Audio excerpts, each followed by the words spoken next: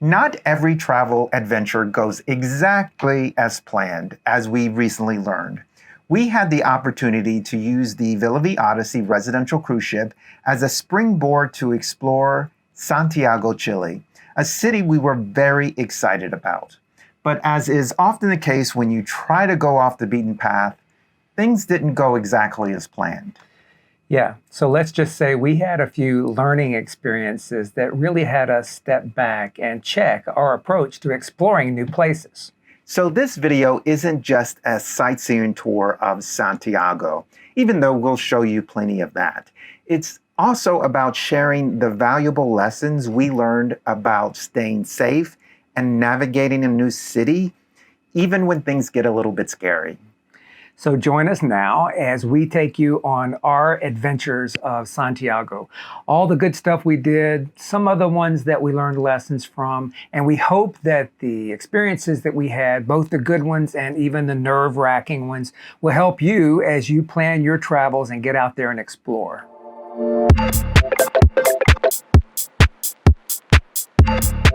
We arrived in Santiago not knowing exactly what to expect. We had just come back from this chill and unplugged time in the Atacama Desert, which probably explains why we look like unshaven desert nomads in the video. We came to this South American city expecting it to be bustling and just kind of overwhelming for us, but we found something a little bit different.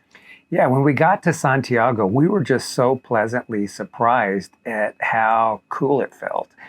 Beautiful architecture, great parks. We stayed in the Providencia area, which is very walkable, very safe, a lot of good restaurants, parks, that kind of stuff. So we were really feeling great about the whole vibe of the city. For our first full day in Santiago, we decided to do a little exploring on foot. We had planned to check out the Gran Torre Santiago, which is the largest tower in all of South America.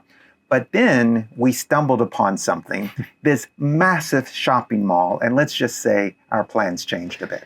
For sure. The mall is in the same area as the tower, and we went in there, and then that turned into a mall day. So we wound up shopping. When you live on a cruise ship, you kind of got to take opportunities to find stuff when you can. And once we got in there, we started looking around.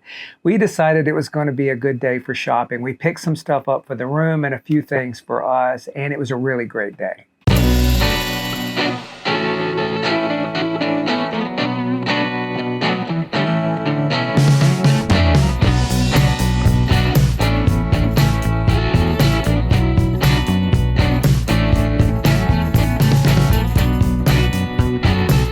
We're spending the day in the Costanera Mall here in Santiago. We were wanting to take some stuff back to the ship, and this place is huge. It's 6 levels. It's kind of where everybody in Santiago comes to shop. We could probably spend all day here and not look at half of it, but we're gonna give it a good shot today.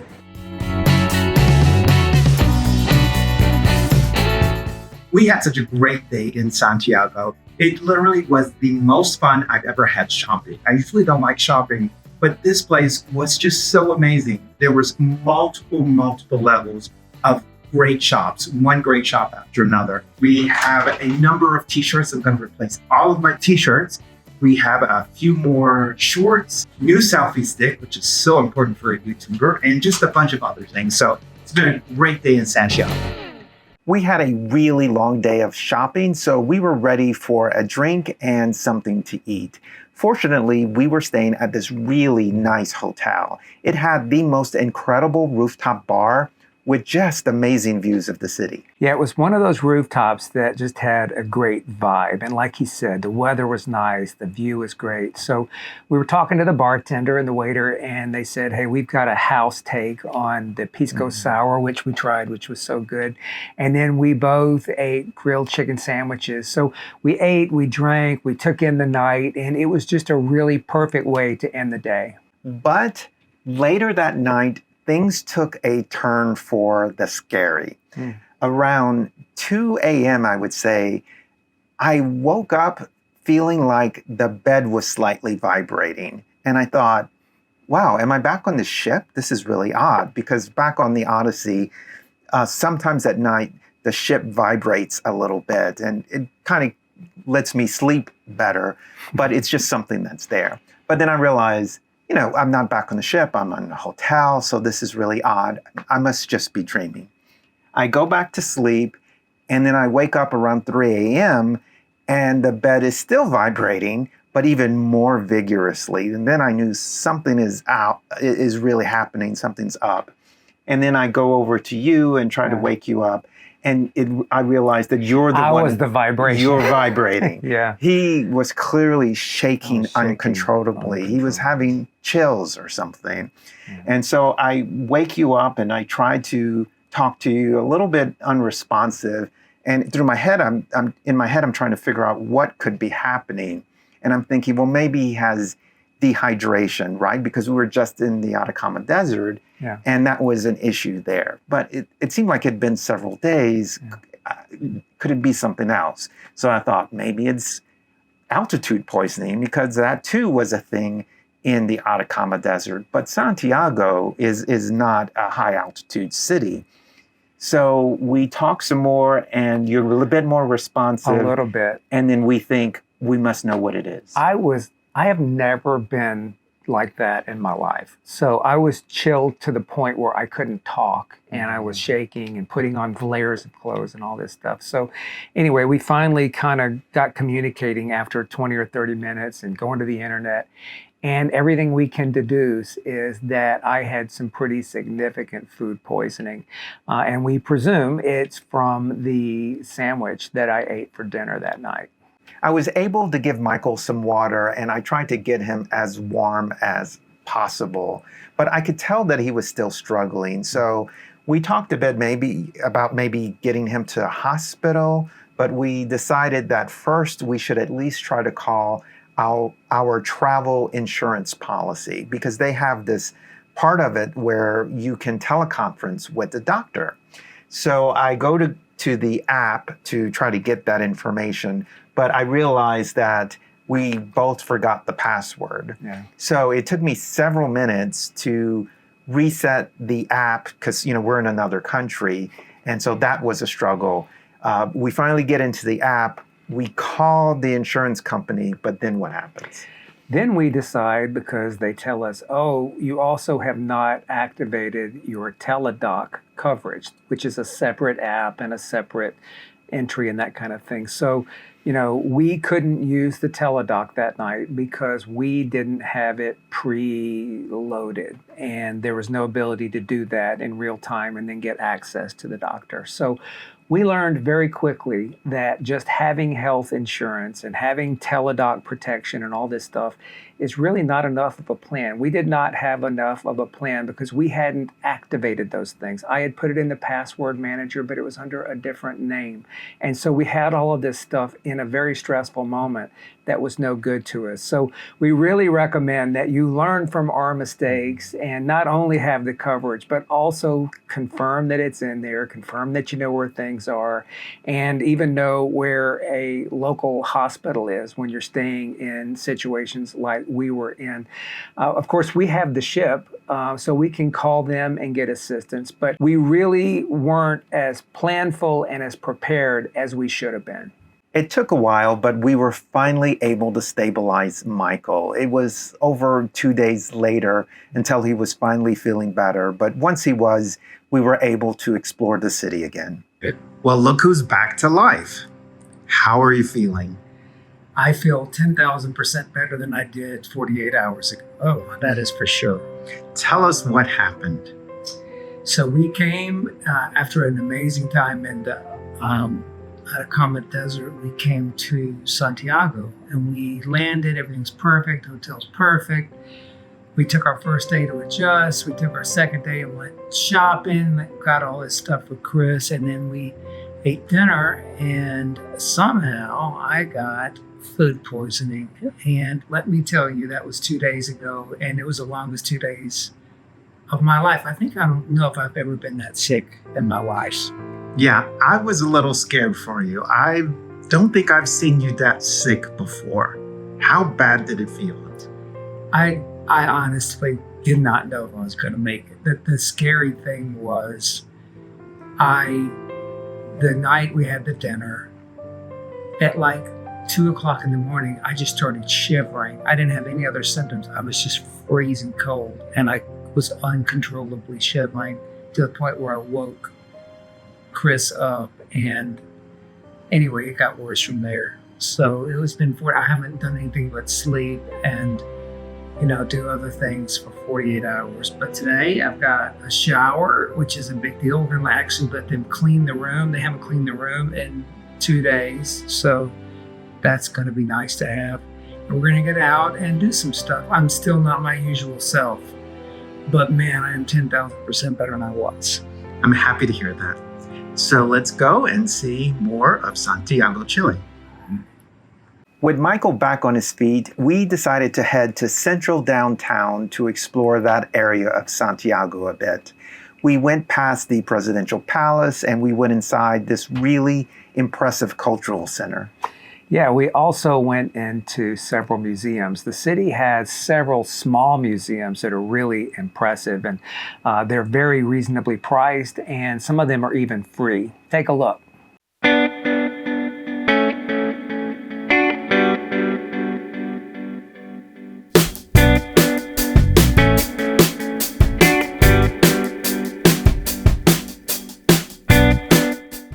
We're walking through downtown Santiago, and it's way more charming than I expected. We came across this pedestrian street that's kind of blocked off, and it allows you to just walk through the center of town. And it has all these great little seats, benches where people can sit and kind of people watch, and there's these people selling wares everywhere. It's pretty cool. Yeah, and it's all in the middle of these primarily historical buildings. There's some buildings in here too. So they've done a nice job. And as you can see, we're in the shade. So it's kind of nice. The weather here today is beautiful. In the sun, it's warm, but out here, it's gorgeous. So it's an easy place to kind of hang out and people watch.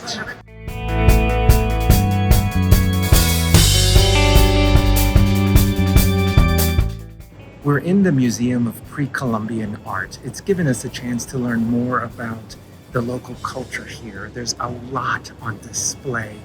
The good thing is that there's a lot of subtext in English, so you can really kind of understand it and learn a bit about what you're seeing. The bad part is it all kind of runs together after a little while, It does. but that's okay. Yeah, there's a lot here, and we've enjoyed it. We didn't fully complete it, to be honest with you. I took a lot of breaks because I'm healing a little bit from my little incident here in Santiago, but we enjoyed it. But I have to say it did get a little repetitive. So as we took my last break, I looked at him and said, "You ready?" He said, "Yeah, I am." I said, "Okay, let's go." So we're going. That's okay. They can't Yeah. all be winners, can they?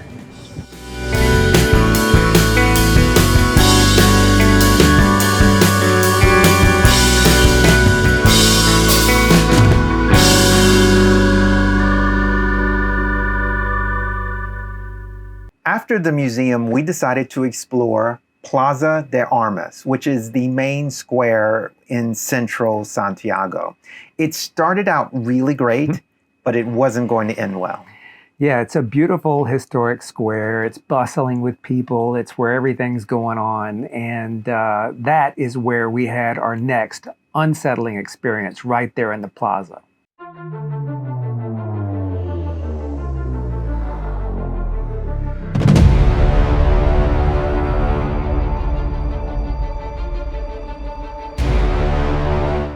In most Latin American countries, you want to head to the Plaza de Armas. It's usually the central area in the main city, usually the capital. But this one's kind of unique. It really is. This one doesn't feel as touristy for us, for one thing. It's got a lot of space, and there are a lot of locals here. The government's here, of course. All the businesses are down here. So we're here, and people are out working and living their lives. But we've really enjoyed our time today. We went to the cathedral behind us from 1748. And we even did a little shopping for a friend of ours on the boat. So we've really enjoyed being a part of things here, and we absolutely don't feel like there's a whole lot of tourists. Oh, so we just got interrupted in our little speech there, but it was because a lady came by and she warned us that we can't really do this because somebody's going to rob and snatch it and rob us, which she's probably right. So forgive the cut, but that's why. Thanks. After a little bit of a scary moment there in Plaza de Armas, we decided to Uber back to Providencia, where things are a little easier, a little quieter, and we're having a nice lunch actually, at a local restaurant. It seems to be a real popular hangout. It's close to the hotel, and there's all locals here. So we're excited about being back and having a meal.